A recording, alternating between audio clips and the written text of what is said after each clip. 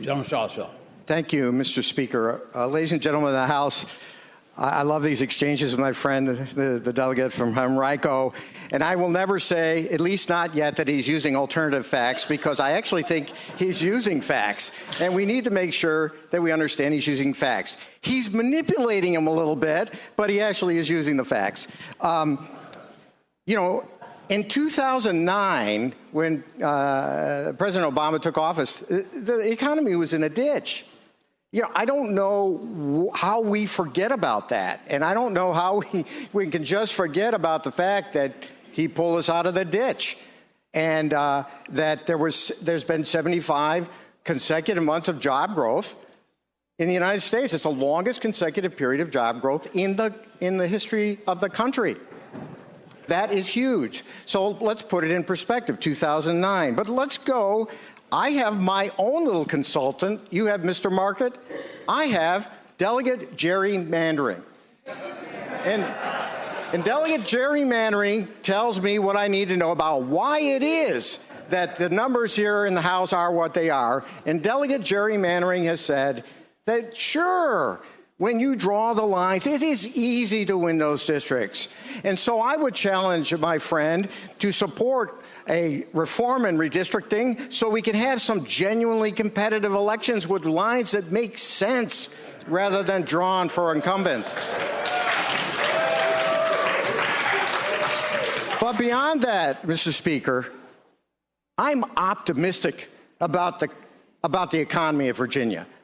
This doom and gloom stuff is not going to suit us very well. Sure, there are storm clouds on the other side of the Potomac, and they find their source in the repeal without replacement of the ACA and the loss of 50,000 jobs to Virginians as a result.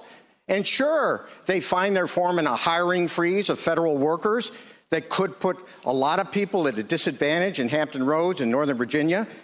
But I am still optimistic.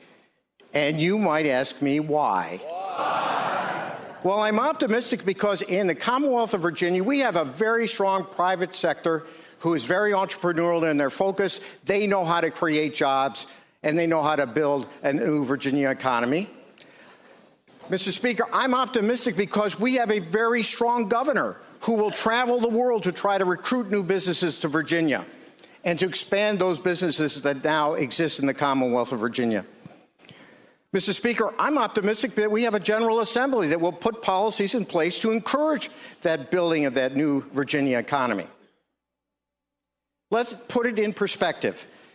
Governor McAuliffe has now served 3 years in office. And now, just yesterday, a couple days ago, we had the new figures on unemployment in the Commonwealth. And what did they say? Well, they said it is not doom and gloom in Virginia. And in fact, when Governor McAuliffe took office, a fact, 5.4% unemployment rate. Now, almost 4%. Those are real facts.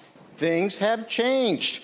14,000 new jobs last month, making our employment growth, pay attention here for all you doom and gloomers, among the most significant employment growth in the entire country. And what about unemployment claims? In Virginia, the data that was released 2 days ago said our unemployment claims were the lowest we had seen since 1973. Those are real facts. We have growth at about 2%, which is much greater than the growth in the last administration, the last Republican administration, where growth rates hovered about 0.1%, 0.2%, 0.4%. Those are real facts. So let's not get so gloomy and doomy about the economy. Let's celebrate what we are doing in Virginia. And what we are doing today and what our governor is doing today is he is in Danville today. And he is in Danville today to announce that the United States National Security Agency and the Department of Homeland Security have designated Danville Community College as a national center of academic excellence in cyber defense.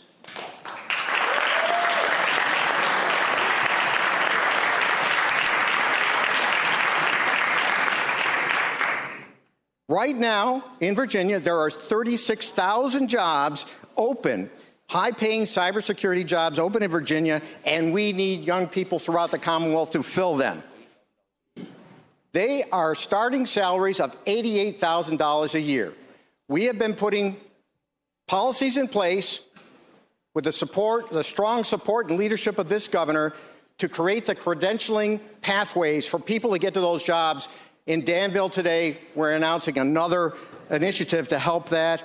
Danville, this is a testament to Danville's incredible workforce and economic development, and I think we need to commend the community college for making cybersecurity a top curriculum priority.